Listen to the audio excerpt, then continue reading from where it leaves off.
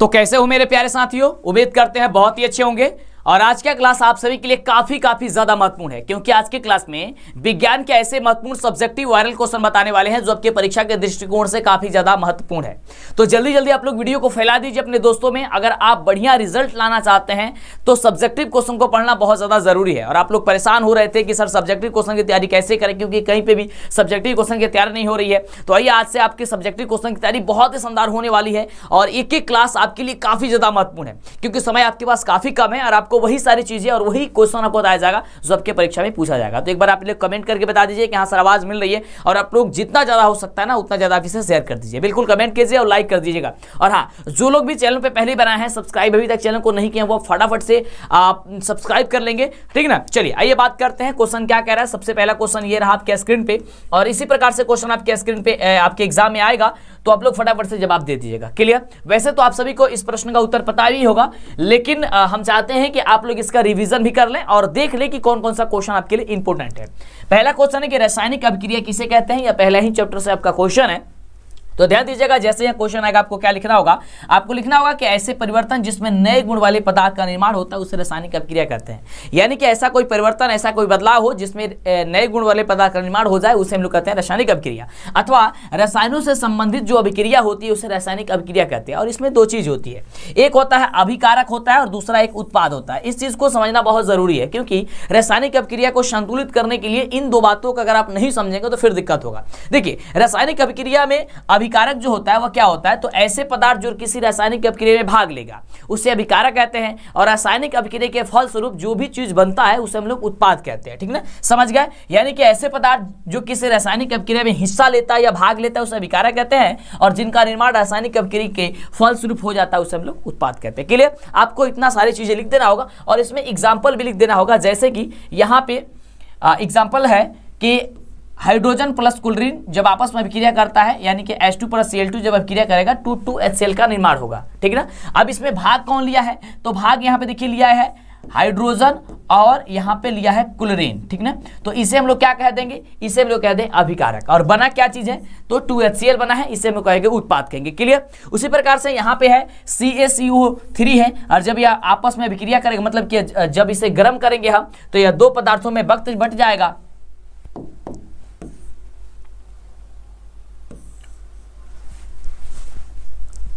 कैसे हो मेरे प्यारे साथियों, उम्मीद करते हैं बहुत ही अच्छे होंगे। आज का क्लास आप सभी के लिए काफी ज्यादा महत्वपूर्ण है, क्योंकि आज के क्लास में विज्ञान के ऐसे महत्वपूर्ण सब्जेक्टिव वायरल क्वेश्चन बताने वाले हैं जो आपके परीक्षा के दृष्टिकोण से काफी ज्यादा महत्वपूर्ण है। तो जल्दी से अपने दोस्तों में शेयर कर दीजिए और एक बार कमेंट करके बता दीजिए कि हाँ सर आवाज मिल रही है। आप पढ़ाइए और आप हमसे वादा कीजिए कि जितना भी क्वेश्चन आपको पढ़ाएंगे बताएंगे आप उसे याद कर लीजिएगा, क्योंकि अगर आप बढ़िया रिजल्ट चाहते हैं तो आपको सब्जेक्टिव क्वेश्चन को याद करना बहुत जरूरी है, क्योंकि सब्जेक्टिव क्वेश्चन ही आपके रिजल्ट में बहुत बड़ा उछाल लाएगा। तो बिल्कुल आप सभी तैयार है ना? बिल्कुल एक बार कमेंट कर दीजिए, और जितने भी बच्चे पहली बार चैनल पे आए हैं वो कहना ना पड़े, आप लोग सब्सक्राइब कर लीजिएगा, ठीक है। और शेयर कर दीजिए फटाफट से, और लाइक कर दीजिए बिल्कुल, और कमेंट करिएगा बिल्कुल। चलिए बात करते हैं सबसे पहले क्वेश्चन की। काफी इंपोर्टेंट क्वेश्चन है, और आप लोग देखिए समय काफी कम है, और इसी तरीके के बहुत सारा क्वेश्चन आपको पढ़ाएंगे। जिन बच्चों को प्रश्नों का उत्तर पहले से पता होगा वो लोग भी क्लास को पूरा कंप्लीट देखेंगे, ताकि उनका रिविजन हो जाएगा और उनको समझ में आएगा कि कौन कौन सा क्वेश्चन आपके लिए इंपॉर्टेंट है। इस वीडियो में आपको पूरे 20 सब्जेक्टिव क्वेश्चन बताने वाले हैं जो आपके परीक्षा के दृष्टिकोण से काफी ज्यादा खास है। तो सबसे पहला क्वेश्चन ये रहा आपके स्क्रीन पे, ऑब्जेक्टिव सब्जेक्टिव ऑनलाइन टेस्ट कैसे मिलेगा, सब कुछ आपको बताने वाला है, टेंशन लेने की जरूरत नहीं है। बिल्कुल चलिए, क्वेश्चन है कि रासायनिक अभिक्रिया किसे कहते हैं, जो कि सबसे पहला नंबर चैप्टर से आपका क्वेश्चन है। और जैसे ही यह क्वेश्चन आपके एग्जाम में आएगा आपको क्या लिखना होगा, जिससे कि आपका एक भी नंबर नहीं कटेगा। ध्यान दीजिएगा, ऐसे परिवर्तन जिसमें नए गुण वाले पदार्थ का निर्माण होता है उसे रासायनिक अभिक्रिया कहते हैं। यानी कि वैसा कोई परिवर्तन, वैसा कोई बदलाव जिसमें नए गुण वाले पदार्थ का निर्माण हो जाता है उसे रासायनिक अभिक्रिया कहते हैं। अथवा रसायनों से संबंधित जो अभिक्रिया होती है उसे रासायनिक अभिक्रिया कहती है। और इसमें दो बातें होती है, एक होती है अभिकारक और दूसरा होता है उत्पाद।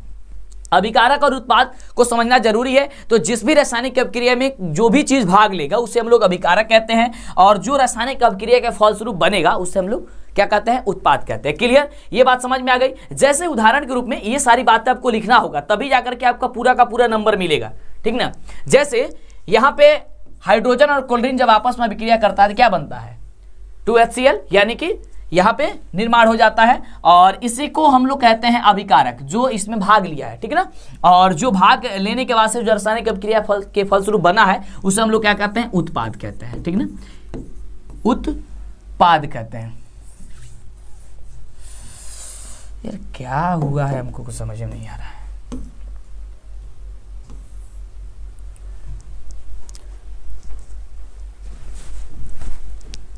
तो कैसे हो मेरे प्यारे साथियों, उम्मीद करते हैं बहुत ही अच्छे होंगे। और आज का क्लास आप सभी के लिए काफी ज्यादा महत्वपूर्ण है, क्योंकि आज की क्लास में विज्ञान के ऐसे महत्वपूर्ण सब्जेक्टिव वायरल क्वेश्चन बताने वाले हैं जो आपके परीक्षा के दृष्टिकोण से काफी ज्यादा महत्वपूर्ण है। तो क्या आप सभी तैयार हैं? एक बार फटाफट से वीडियो को लाइक और चैनल को सब्सक्राइब करके बता दीजिए, नीचे कमेंट करिए, फटाफट से कमेंट कर दीजिए और जितना ज्यादा हो सकता है आप इसे शेयर कर दीजिए, क्योंकि आप परेशान थे कि सर सब्जेक्टिव क्वेश्चन बताइए, क्योंकि सब्जेक्टिव क्वेश्चन ही रिजल्ट को बेहतर बनाता है। जिस बच्चे को केवल ऑब्जेक्टिव आता है और सब्जेक्टिव नहीं आता है, उनको दिक्कत होती है, उनका रिजल्ट बहुत अच्छा नहीं बन पाता है। यानी कि सब्जेक्टिव ऑब्जेक्टिव दोनों पढ़ना बहुत जरूरी है, जिसमें सब्जेक्टिव अगर आप पढ़ेंगे तो ऑब्जेक्टिव भी आपका क्लियर हो जाएगा। आइए क्लास की शुरुआत करते हैं और एक बार फटाफट से शेयर कर दीजिएगा सभी बच्चे, और जितने भी बच्चे चैनल पे पहली बार आए सब्सक्राइब जरूर कर दीजिएगा, ठीक है। काफी ज्यादा महत्वपूर्ण है। 20 आपको सब्जेक्टिव ऐसे सब्जेक्टिव क्वेश्चन बताएंगे जो आपकी परीक्षा के दृष्टिकोण से काफी ज्यादा खास है, और इसी प्रकार से बहुत सारा सब्जेक्टिव ऐसे 20 के बाद से और भी बहुत सारा क्वेश्चन आएगा। तो चलिए सबसे पहला क्वेश्चन है कि रासायनिक अभिक्रिया किसे कहते हैं। यह क्वेश्चन जैसे ही आपके एग्जाम में आएगा तब को क्या क्या लिखना होगा जिससे कि आपका एक भी नंबर नहीं कटेगा। वैसे तो बहुत सारे बच्चों को इसका उत्तर पता भी होगा, लेकिन हम चाहते हैं कि आप लोग पूरा वीडियो देखिए जिससे कि आपका रिवीजन भी हो जाएगा। अगर आपको पता होगा तो बहुत अच्छी बात है, पता है तो चलिए आपको लिखना होगा कि ऐसे परिवर्तन जिसमें नए गुण वाले पदार्थ का निर्माण होता है उसे हम लोग रासायनिक अभिक्रिया कहते हैं, अथवा रसायनों से संबंधित जो अभिक्रिया होती है उसे रासायनिक अभिक्रिया कहते हैं। कहने का मतलब हो गया कि ऐसा कोई परिवर्तन हो, ऐसा कोई बदलाव हो जिसमें नए गुण वाले पदार्थ का निर्माण हो जाए, यानी किसी दूसरे चीज का निर्माण हो जाए, उसे हम लोग कहते हैं रासायनिक अभिक्रिया। अब इसमें दो बात होती है, एक होती है अभिकारक और दूसरा होता है उत्पाद। इसे समझना आपके लिए काफी ज्यादा जरूरी है। अभिकारक किसे कहते हैं? तो देखिए जो भी रासायनिक अभिक्रिया में भाग लेगा यानी कि हिस्सा लेगा उसे हम लोग अभिकारक कहेंगे, और जो हिस्सा लेने के बाद से जो भी रासायनिक अभिक्रिया के बाद बनेगा उसे हम लोग उत्पाद कहेंगे, यानी कि प्रोडक्ट कहेंगे। जैसे ये बातें लिखने के बाद से आपको उदाहरण लिखना होगा, जैसे कि यहां पे हाइड्रोजन और क्लोरीन जब आपस में अभिक्रिया करेगा तो HCl का निर्माण करेगा, यानी कि 2HCl का यहाँ पे निर्माण कर देगा। तो यहाँ पे जो भाग लिया यानी कि हिस्सा लिया है उसे हम लोग कहते हैं अभिकारक। क्या कहते हैं? अभिकारक। क्लियर? इस चीज को बढ़िया से समझिएगा। जो हिस्सा लिया उसे अभिकारक कहेंगे, जो हिस्सा लेने के बाद से यानी कि जो रासायनिक अभिक्रिया के बाद बना है उसे क्या कहते हैं? उसे कहते हैं हम लोग उत्पाद, ठीक ना। ये सारी चीजें आप लोग याद कर लीजिएगा। दूसरा एग्जांपल है कि CaCO3, जब इसे हम उष्मा देंगे तो ये CaO और CO2 में यह क्या हो जाएगा? बट जाएगा। क्लियर? यहां तक समझ में आ गया? तो अगर आपके एग्जाम में आता है इस प्रश्न का उत्तर लिखने के लिए आपको फटाफट से ये सारी चीजें लिख देनी है। दूसरा प्रश्न आपके स्क्रीन पे आ गया। टोटल 20 प्रश्न बताने वाले हैं, काफी ज्यादा खास है। चलिए अगला प्रश्न आपके स्क्रीन पे है कि रासायनिक समीकरण तब किसे कहते हैं। रासायनिक अभिक्रिया तो आपने समझा, तो रासायनिक समीकरण क्या है? देखिए आपको चैप्टर वाइज हम कोशिश करेंगे जितने भी महत्वपूर्ण क्वेश्चन है उसको कंप्लीट करा दे जिससे कि दिक्कत ना हो, ठीक ना। और लगातार आप प्रतिदिन क्लास लीजिए शाम 6 बजे, ठीक ना। आइए और क्लास लीजिए जबरदस्त तरीके से, और 7:30 बजे, ठीक ना। चलिए अगर किसी कारणवश आप बाद में पहुंचते हैं तो वीडियो जरूर कंप्लीट देख लीजिएगा, समय बाबू नहीं है, ठीक ना। चलिए बाबू, तो रासायनिक समीकरण किसे कहते हैं? जब किसी रासायनिक अभिक्रिया को संकेत अथवा सूत्रों के माध्यम से हम लोग उसे व्यक्त कर देते हैं उसे रासायनिक समीकरण कहते हैं। यानी कि जब भी कोई रासायनिक अभिक्रिया हो रही है और रासायनिक अभिक्रिया जो हो रही है उसके संकेत को केवल लिखे, ठीक है ना, संकेत को के माध्यम से यदि हम व्यक्त कर देते हैं उसे हम लोग क्या कहते हैं? रासायनिक समीकरण। देखिए जैसे कि यहाँ पे रासायनिक समीकरण के रूप में लिखा गया है, जैसे हाइड्रोजन के लिए यहाँ पे H2 लिखा गया है, क्लोरीन के लिए यहाँ पे Cl2 लिखा गया है। माना क्या यहाँ पे 2HCl का यह निर्माण हो गया, यानी कि इसे संतुलित किया गया है 2 लगा के। संतुलित कैसे किया जाएगा वो भी बता देंगे, क्योंकि 3 से 4 नंबर का क्वेश्चन वहां से आपके एग्जाम में बनता है। क्लियर? यहाँ तक क्लियर हो गया। तो रासायनिक समीकरण किसे कहते हैं आएगा तो छोड़ोगे, बिल्कुल नहीं छोड़ना है। स्क्रीनशॉट लेना चाहते हैं आप लोग ले सकते हैं, ठीक ना। चलिए ये आम भाषा में सब चीज लिखा गया है। अब देखिए ये सबसे बड़ी मतलब अच्छा क्वेश्चन है, और ये क्वेश्चन आपके एग्जाम में बहुत ज्यादा पूछा जाता है कि संतुलित समीकरण किसे कहते हैं? संतुलित समीकरण। तो देखिए जब किसी रासायनिक अभिक्रिया में अभिकारक और उत्पाद के परमाणु की संख्या समान हो तो उसे संतुलित रासायनिक समीकरण कहते हैं। यानी कि जब कोई रासायनिक अभिक्रिया हो रही है और उसमें हमने आपको बताया कि 2 चीज होता है, एक होता है अभिकारक, दूसरा होता है उत्पाद। तो अभिकारक और उत्पाद के परमाणु संख्या अगर बराबर होती है, ठीक ना, तो उसे कहते हैं हम लोग संतुलित। जैसे कि यहाँ पे हाइड्रोजन देखेंगे, यानी कि यह अभिकारक है, ठीक है। क्या है ये? अभिकारक है। अभिकारक ध्यान से समझिएगा, ठीक ना, काफी ज्यादा महत्वपूर्ण है, छोड़ के मत जाइएगा ताकि आपका रिवीजन भी हो जाएगा, ठीक ना। चलिए ये अभिकारक हो गया। अभिकारक में हाइड्रोजन की जो परमाणु संख्या है वो कितनी है? तो कहिएगा सर 2 है। क्लोरीन की कितनी है? तो 2 है। उसी प्रकार से उत्पाद में हाइड्रोजन की कितनी है? देखिए यहाँ पे 2 है, और क्लोरीन की कितनी है? 2 है। अगर केवल इसको लिख दिया हो गया होता H2 प्लस Cl2 से बनता है HCl, तो ये आपका असंतुलित समीकरण हो जाता है। क्यों? क्योंकि यहाँ पे हाइड्रोजन की संख्या यहाँ पे 2 है इसका, लेकिन यहाँ पे देख रहे हैं 1 है, यहाँ पे भी 2 है, तो यहाँ पे 1 है, ठीक ना। तो ये असंतुलित हो जाता है। संतुलित कौन होगा? जब उत्पाद और अभिकारक और उत्पाद दोनों की परमाणु संख्या आपस में बराबर होगी। तो क्लियर, समझ में आ गया? चलिए, तो इसे कहते हैं हम लोग संतुलित समीकरण। फटाफट से हम लोग जान लेते हैं, समय काफी कम है। अगला देखिए, वही चीज है, थोड़ी सी बस इसमें परिवर्तन किया गया है। क्वेश्चन है कि असंतुलित समीकरण क्या होता है, ठीक ना। तो देखिए, जब किसी रासायनिक अभिक्रिया में अभिकारक और उत्पाद के परमाणु की संख्या एक समान नहीं होता है, उसे क्या कहते हैं? असंतुलित समीकरण। जैसे देखिए, यहाँ पे हाइड्रोजन 2 है और क्लोरीन 2 है, यहाँ पे क्या हाइड्रोजन भी 1 है और क्लोरीन भी 1 है, ये आपस में बराबर नहीं है। तो जब भी आपस में बराबर नहीं होगा मेरे रसगुल्ले, तो क्या हो जाएगा? वो असंतुलित समीकरण हो जाएगा। तो क्या आएगा? इसे छोड़ोगे? बिल्कुल नहीं छोड़ना और फटाफट से आपको लिख लेना है। चलिए, अगला इसी चैप्टर से क्वेश्चन काफी ज्यादा खास है। पहला क्वेश्चन है कि रासायनिक समीकरण को संतुलित करना क्यों आवश्यक है, और यह क्वेश्चन आपकी एग्जाम में इस वर्ष या तो प्रथम पाली नहीं तो द्वितीय पाली में पूछा जा सकता है, ठीक है ना। तो आपको क्या लिखना होगा कि समीकरण को संतुलित करना आवश्यक है क्योंकि द्रव्यमान संरक्षण के नियम के अनुसार किसी भी रासायनिक अभिक्रिया में न तो कोई परमाणु नष्ट होता है और न ही निर्माण होता है। इस नियम के अनुसार दोनों यानी कि अभिकारक तथा उत्पाद के परमाणु द्रव्यमान समान होने चाहिए, और वह तभी संभव होता है जब दोनों ओर के तत्वों की परमाणु संख्या समान हो। देखिए, क्वेश्चन क्या पूछा गया? रासायनिक समीकरण को संतुलित करना क्यों आवश्यक है? तो रासायनिक समीकरण को संतुलित करना बस इसीलिए आवश्यक होता है क्योंकि वो द्रव्यमान संरक्षण के नियम को पालन कर सके। क्योंकि द्रव्यमान संरक्षण का नियम कहता है कि जब भी कोई रासायनिक अभिक्रिया होता है तो न तो उसमें किसी परमाणु का विनाश होता है और न ही किसी का उत्पत्ति होता है, ठीक ना।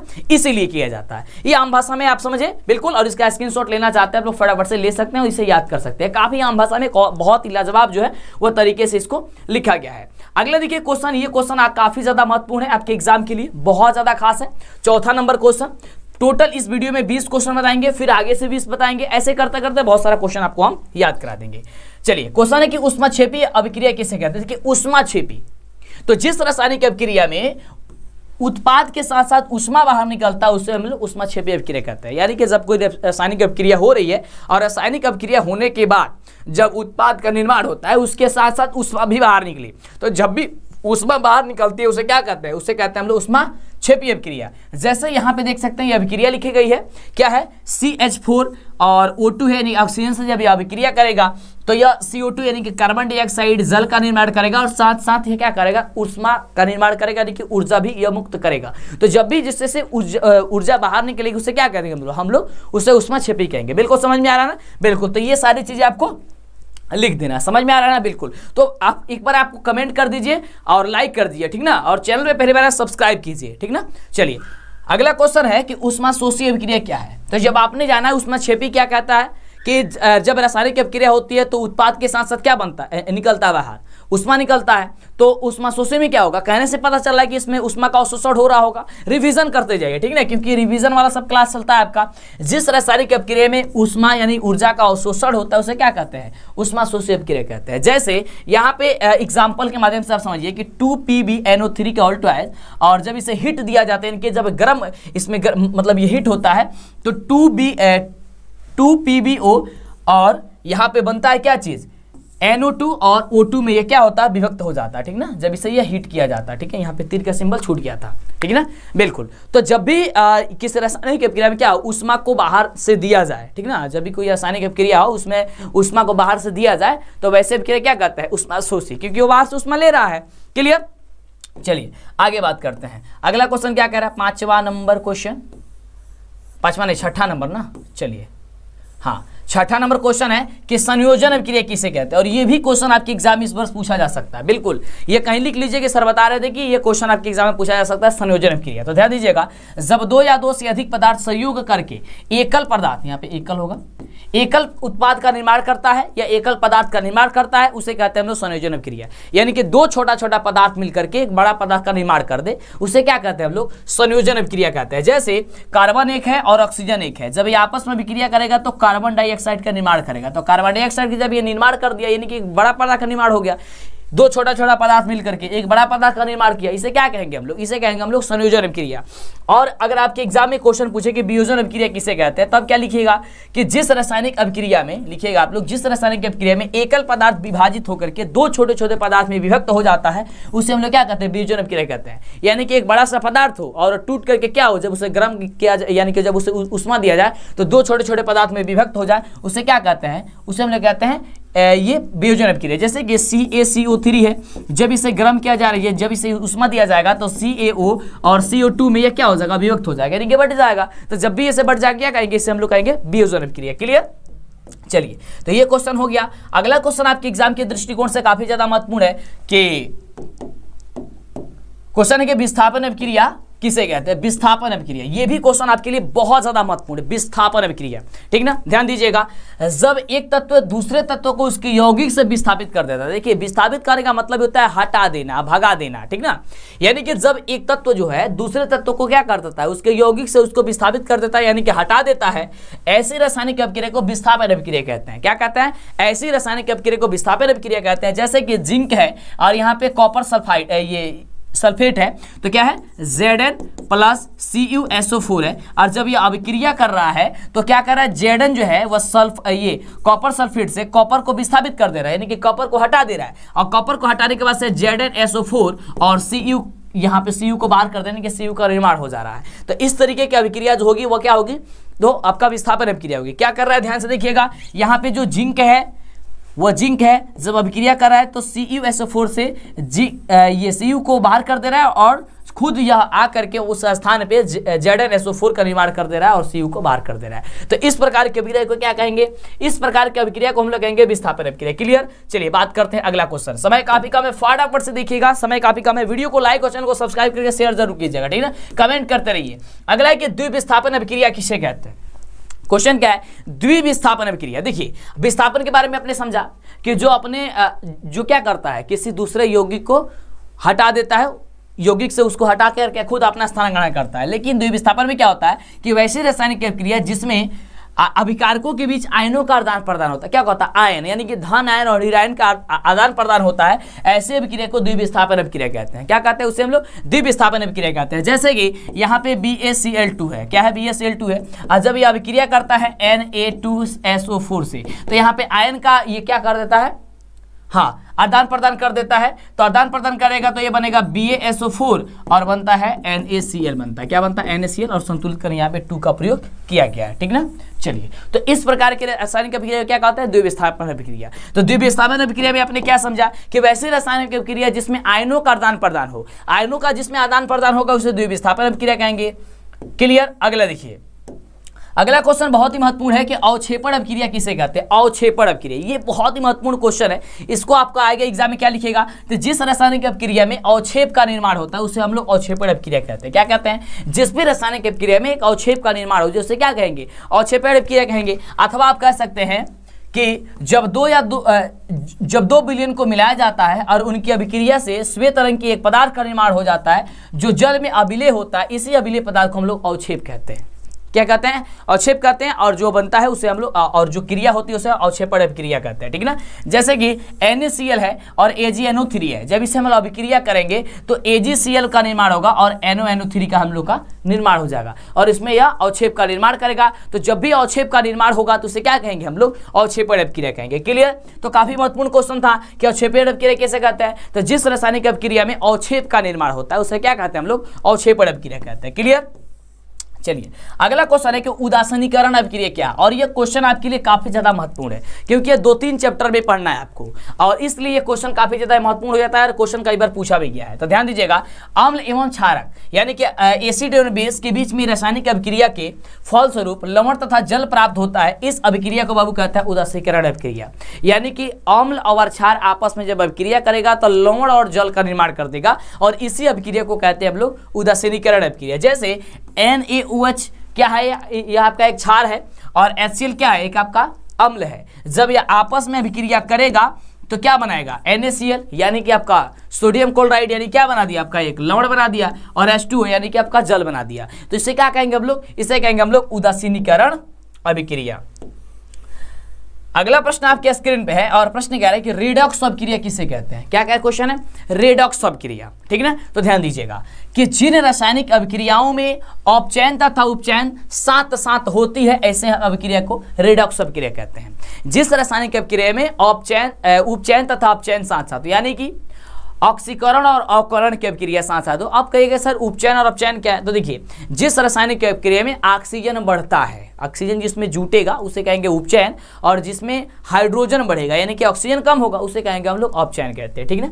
तो वह दोनों क्रिया साथ साथ होती है। जैसे कि CeO में यहाँ पे हाइड्रोजन से अभिक्रिया हुई है, तो देख रहे हैं कि यहाँ पे जो अभिक्रिया में क्या हुई है, यहाँ पे ऑक्सीजन है, लेकिन यहाँ पे जब ये निर्माण किया है तो CeO हो गया है, यानी कि यहाँ से ऑक्सीजन गायब हो गया, कम हो गया है। और यहाँ पे देखिए यहाँ पे केवल हाइड्रोजन था, लेकिन जब अभिक्रिया हुई है तो हाइड्रोजन की जगह क्या बन गया है, O जुट गया इसमें, यानी कि यह जल का निर्माण कर लिया है। तो यह क्रिया इसमें दोनों हो रही है, यानी कि इसमें एक जगह ऑक्सीजन जो है वह जुट भी रहा है और एक जगह से ऑक्सीजन हट भी रहा है, कम भी हो रही है। तो ऐसी रासायनिक अपक्रिया को क्या कहता है, ऐसे ही रासायनिक अपक्रिया को कहते हैं हम लोग रेडॉक्स अपक्रिया। चलिए, जैसे कि यहाँ पे देखिए नोट में भी लिख दिया गया है कि इस अभिक्रिया में CeO से ऑक्सीजन हटता है, अतः CeO का यहाँ पे क्या है, अपचयन हुआ है, तथा हाइड्रोजन जो है, हाइड्रोजन से ऑक्सीजन जुटता है, देख सकते हैं यहाँ पे जुटा है, अतः यहाँ पे उपचयन हुआ है। क्लियर। जैसे कि आपको हमने बताया कि जिसमें ऑक्सीजन जुटेगा उसे हम लोग कहेंगे उपचयन, और जिसमें ऑक्सीजन हटेगा उसे कहेंगे हम लोग अपचयन। क्लियर। चलिए अगला देखिए, तो याद कर लीजिए फटाफट से। अगला 13 नंबर क्वेश्चन, बताया था ना 20 क्वेश्चन बताएंगे इस वीडियो में। कह रहे हैं कि श्वसन को ऊष्माक्षेपी अपक्रिया क्यों कहते हैं, और यह भी क्वेश्चन आपके एग्जाम में इस वर्ष पूछे जाने की सबसे ज्यादा संभावना है, ठीक है ना, कि श्वसन को ऊष्माक्षेपी अपक्रिया क्यों कहते हैं, ठीक ना। तो लिखिएगा श्वसन के दौरान अंदर लिए गए ऑक्सीजन द्वारा रक्त में भोजन विघटित होता है, अर्थात वह उपचयित होता है। इस प्रक्रिया में ऊर्जा मुक्त होती है, अतः श्वसन को ऊष्माक्षेपी अपक्रिया कहते हैं। जैसे C6H12O6 जो कि आपका ग्लूकोज है, और यह ऑक्सीजन से जब अभिक्रिया करता है तो कार्बन डाइऑक्साइड, जल और ऊर्जा हम लोगों को मिलती है, तो इसलिए क्या हो जाती है, हम लोग का एक ऊष्माक्षेपी अपक्रिया हो जाती है। या फिर आप आसान भाषा में आप कहना चाहें तो कहानी के माध्यम से समझ सकते हैं कि हमें जीवित रहने के लिए भोजन की आवश्यकता होती है, ठीक ना, और ये जीवित होने के लिए हमें ऊर्जा की आवश्यकता होती है, जो कि हमें भोजन से प्राप्त होती है। क्लियर। और जब हम लोग भोजन ग्रहण करते हैं तो ऑक्सीजन और साथ में हम लोग ऑक्सीजन लेते हैं, तो ये अंदर जाती है तो क्या होती है, ये अभिक्रिया होती है, ऑक्सीजन क्या होता है, ये ग्लूकोज में वगैरह में विभक्त हो जाता है। उसके बाद से हम लोग क्या होता है, कार्बोहाइड्रेट वसा वगैरह में ये विभक्त होता है, और हम लोग को इसके बाद से क्या मिलती है, ऊर्जा मिलती है, एनर्जी मिलती है, जिससे हम किसी काम को कर सकते हैं। तो जब हमें ऊर्जा मिलेगी, यानी कि वही ना ऊष्मा मिलेगी, तो आप बताए थे आपको कि ऊष्माक्षेपी किसे कहते हैं, कि जिसमें आपको ऊर्जा मुक्त हो, यानी कि ऊर्जा बाहर निकले, तो जिसमें आपको ऊर्जा मिलेगी उसे क्या कहेंगे हम लोग, ऊष्माक्षेपी अपक्रिया कहेंगे, ठीक ना। तो वही कह रहा था। तो जब हम भोजन करते हैं, जीवित रहने के लिए हम लोग को ऊर्जा की आवश्यकता होती है, भोजन करते हैं तो अंदर जाता है, फिर ऑक्सीजन से अभिक्रिया करता है, फिर यह विभक्त हो जाता है, मतलब बट जाता है, विघटित होता है। उसके बाद हम लोग क्या मिलता है, हम लोग को ऊर्जा वगैरह मिलता है, इसे हम क्या कहेंगे, ऊष्माक्षेपी अपक्रिया कहेंगे। या आम भाषा में समझना चाहे तो आप समझ सकते हैं और अपने भाषा में भी लिख सकते हैं, क्योंकि देखिए एग्जाम में यह भी बोला जाता है कि आप यथासंभव आप अपने शब्दों में ही लिखें, किताबी भाषा ना लिखें, ठीक ना। अगला क्वेश्चन है कि लोहे की वस्तु को पेंट क्यों किया जाता है। ये सबसे बढ़िया क्वेश्चन है कि लोहे की जो वस्तु होती है उसे पेंट आखिर में क्यों किया जाता है। तो आप सभी अक्सर जानते होंगे कि लोहे की वस्तु जो होती है वह जब मार्केट से खरीद के लाई जाती है तो काफी ज्यादा चमकीला होता है, लेकिन घर में लाने के बाद से कुछ दिन जब ऐसे ही छोड़ देते हैं खुला में, तो नमी और वायु के संपर्क में आ जाती है, जिसके कारण क्या होता है, वह संचारित हो जाती है, यानी कि उसके ऊपर जंग लग जाता है, और जंग से बचाने के लिए उस पर क्या किया जाता है, पेंट किया जाता है। तो यही सारी बातों को इस ढंग से आपको लिख देना है। आपको लिखना होगा पेंट करने से लोहे के पदार्थ का ऊपरी जो भाग है वो छुप जाता है, वो वायु के सीधे संपर्क में नहीं आ पाता है, जिसके कारण उसमें जंग नहीं लगता है। इसलिए लोहे की वस्तु को हम लोग क्या करते हैं, उसको जंग से बचाने के लिए हम लोग उसमें पेंट करते हैं। या फिर आम भाषा में लिख सकते हैं कि लोहे के वस्तु को जंग लगने से बचाने के लिए हम लोग पेंट करते हैं, क्योंकि अगर उसे खुले वायु में छोड़ देंगे तो वायु और नमी के संपर्क में आ जाएगा, जिससे वह संचारित हो जाएगा, यानी कि उस पर जंग लग जाएगा। क्लियर, समझ में आ रहा ना। और काफी ज्यादा महत्वपूर्ण क्वेश्चन बताया जा रहा है, बिल्कुल। तो फटाफट से वीडियो को लाइक करें, बिल्कुल कर दीजिए, और चैनल पे बनाए सब्सक्राइब कीजिए, पूरा वीडियो आप लोग कंटिन्यू देखिए। अगला क्वेश्चन आपके स्क्रीन पे है कि तेल एवं वास्तविक खाद्य पदार्थों को नाइट्रोजन से प्रभावित क्यों किया जाता है। क्लियर, ये क्वेश्चन बहुत बढ़िया क्वेश्चन है। जैसे देखिए आप लोग चिप्स वगैरह खाते हैं, है ना, आप देखते हैं कि उसमें हवा भरा रहता है काफी ज्यादा, है ना, और उसमें पदार्थ जो होता है वह कम होता है, यानी कि जो भी चिप्स वगैरह थोड़ा सा रहता है, लेकिन उसमें हवा ज्यादा भरा रहता है। ये क्यों, क्योंकि वो उपचयित ना हो, क्योंकि वह खराब ना हो, क्योंकि आप जानते हैं घर में बनता है पकौड़ा वगैरह, गुलगुला वगैरह, जो भी बनता है आपके यहाँ, और जो शाम को बन जाता है सुबह खाते हैं, कहते हैं बासी हो गया, है ना, यानी कि क्या हुआ, उपचयित हो गया, वह खराब हो गया। इसी चीज को बचाने के लिए, यानी कि तेल वाला पदार्थ है तो तेल वाला पदार्थ को बचाने के लिए, यानी कि वह खराब ना हो, इसलिए वो नाइट्रोजन गैस से ये आपको प्रभावित किया जाता है। वही आपको लिखना है कि तेल एवं वास्तविक खाद्य पदार्थों को वायुरोधी बर्तनों में रखने से उपचयन की गति धीमी हो जाती है। तेल एवं वास्तविक पदार्थों का नाइट्रोजन से भी इसलिए ही प्रभावित किया जाता है ताकि वह उपचयित ना हो, यानी कि वो उपचयन ना हो, यानी कि वह खराब ना हो।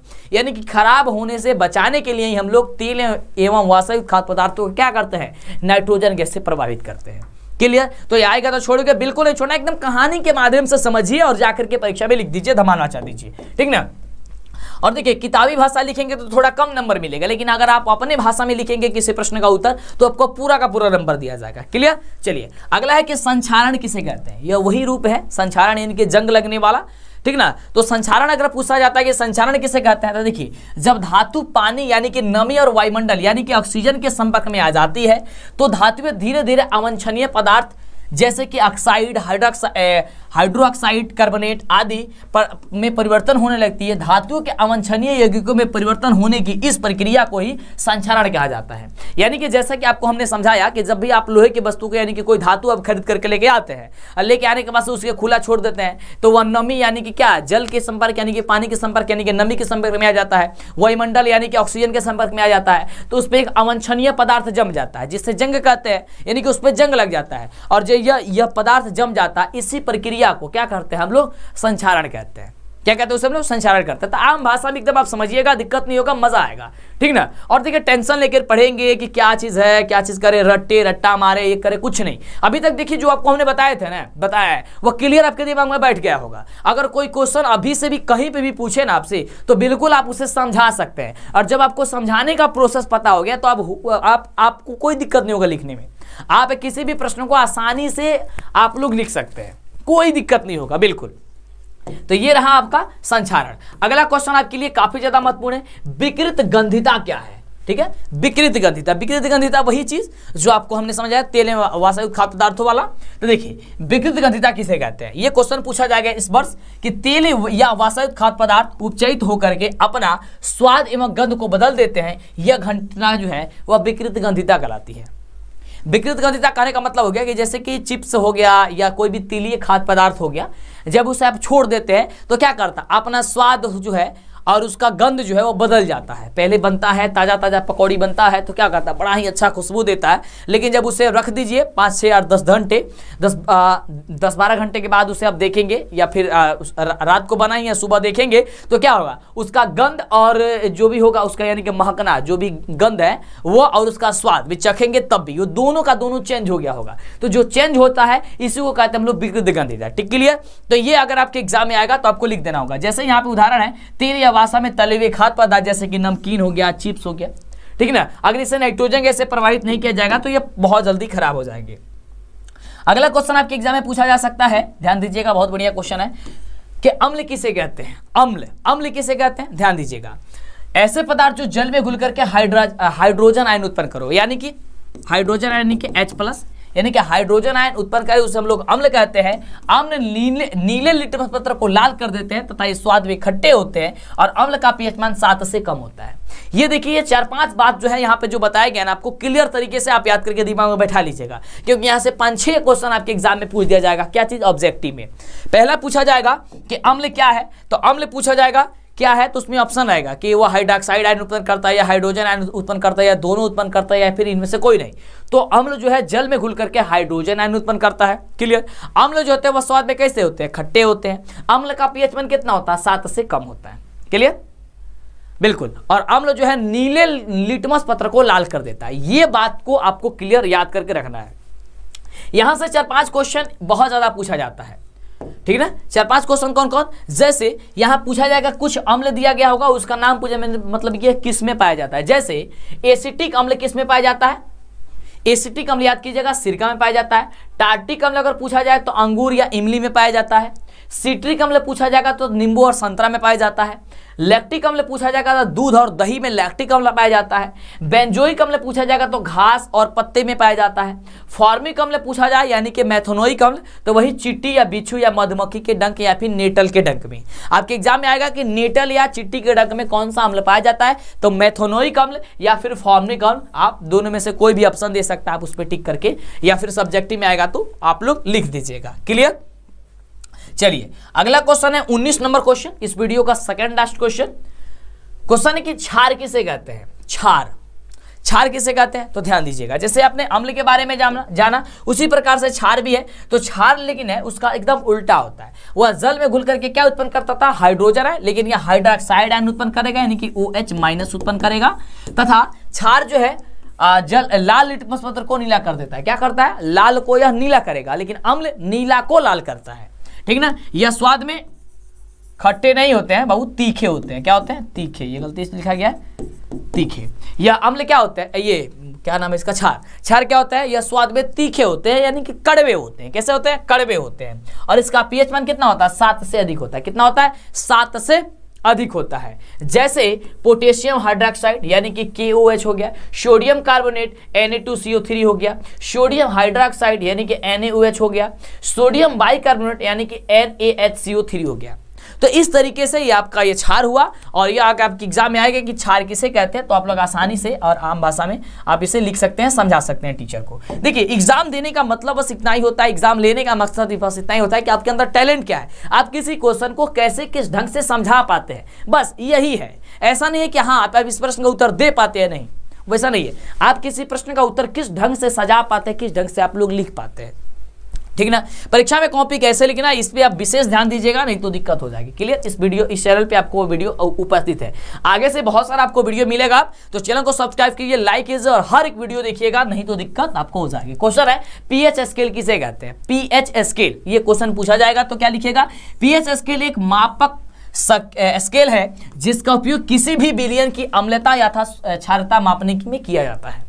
जो pH स्केल है यह एक प्रकार का स्केल होता है, एक मापक स्केल होता है जिसका उपयोग किया गया था कौन पदार्थ कितना अम्लीय है या कितना क्षारीय है, इसका ये ज्ञात करने के लिए, इसको मापने के लिए ये उपयोग किया जाता है। 1909 में सुनरस नामक वैज्ञानिक ने pH स्केल की संकल्पना दी थी। और यह क्वेश्चन आपके एग्जैक्टिव में पूछा जा सकता है कि कितने ईस्वी में और कौन जो थे वह कौन ऐसे वैज्ञानिक जो इसका नाम दिया था। तो 1909 में सुनरस नामक वैज्ञानिक ने pH स्केल की संकल्पना दी थी। pH स्केल में P से तात्पर्य शक्ति होता है, क्या होता है, पावर यानी कि शक्ति, तथा H से तात्पर्य हाइड्रोजन की सांद्रता है। pH स्केल के मान की परास 0 से 14 तक अंकित रहता है, यानी कि pH स्केल लिखा गया है, जो pH स्केल होता है वह 0 से लेकर के 14 तक अंकित रहता है।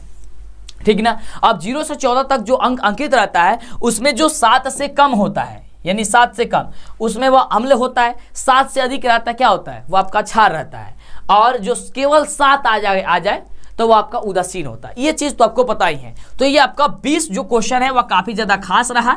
इसके बाद नेक्स्ट वीडियो इस चैनल पे आपको अपलोड हो जाएगा, आप देख लीजिएगा क्लास। और जल्दी से इस क्लास सेशन को जल्दी से जितना ज्यादा हो सकता है शेयर कीजिए, फैलाइए। और इसका PDF के लिए आपको क्या करना है, नीचे डिस्क्रिप्शन में लिंक भी दिया गया है, या फिर कैसे आपको प्राप्त करना है ध्यानपूर्वक इस वीडियो को देखिए, आपको बता देते हैं। Clear. Objective subjective model paper online test PDF download करने के लिए आपको गूगल के क्रोम ब्राउजर में जाना है और यहाँ पे सर्च करना है DLS एजुकेशन, जो चैनल का नाम है। जैसे आप सर्च करेंगे वैसे तो इसका लिंक नीचे डिस्क्रिप्शन में दिए हैं, सर्च करेंगे तो आपके सामने आएगा DLS एजुकेशन ऑफिशियल। आपको सिंपल इस पर क्लिक कर देना है। क्लिक करते ही आपके सामने इस तरीके से ओपन होगा। यहाँ पे आपको नीचे जाना है और यहाँ पे व्हाट्सएप ग्रुप में जुड़ना चाहते हैं जुड़ सकते हैं। उसके बाद नीचे जैसे ही जाएगा तो यहाँ पे देख सकते हैं मॉडल पेपर। यहाँ पे आपने पिछले 5 वर्षों का मॉडल पेपर और साथ ही इस वर्ष का जो 5 मॉडल पेपर है वो भी डाउनलोड कर सकते हैं PDF, और उसका प्रिंट भी निकला सकते हैं। इस पे जैसे ही क्लिक करेंगे आपको मॉडल पेपर ओपन हो जाएगा। यहाँ पे मॉडल पेपर का टेस्ट, यहाँ पे ऑब्जेक्टिव, सब्जेक्टिव, ऑनलाइन टेस्ट, ये सब कुछ मिल जाएगा। जैसे कि मॉडल पेपर पे क्लिक करते हैं तो मॉडल पेपर जैसे ही क्लिक करेंगे इस तरीके से ओपन होगा। यहाँ पे आपको एक नहीं पूरे 5 मॉडल पेपर मिलेगा और पिछले वर्षों का भी मॉडल पेपर मिलेगा, जिससे आप डाउनलोड कर सकते हैं और अपने तैयारी में जबरदस्त जो है उछाल ला सकते हैं। यानी कि बहुत ही बेहतरीन तरीके से यहाँ पे दिया गया है। साथ ही यहाँ पे ऑब्जेक्टिव सब्जेक्टिव सब कुछ दिया गया है। तो यहाँ पे देखिए, यहाँ पे ऑब्जेक्टिव के लिए और सब्जेक्टिव के लिए यहाँ पे देखिए ऑब्जेक्टिव लिखा है, ऑब्जेक्टिव भी क्लिक कीजिए, ऑब्जेक्टिव आपको मिल जाएगा। ठीक ना, प्रत्येक सब्जेक्ट का। और आपको यहाँ से सब्जेक्टिव चाहिए तो यहाँ पे सब्जेक्टिव भी मिल जाएगा। तो फटाफट से देरी मत कीजिए, जल्दी आइए, सर्च कीजिए और अपने दोस्तों में इसे ज़्यादा शेयर कीजिए, क्योंकि समय आपके पास काफ़ी ही कम है।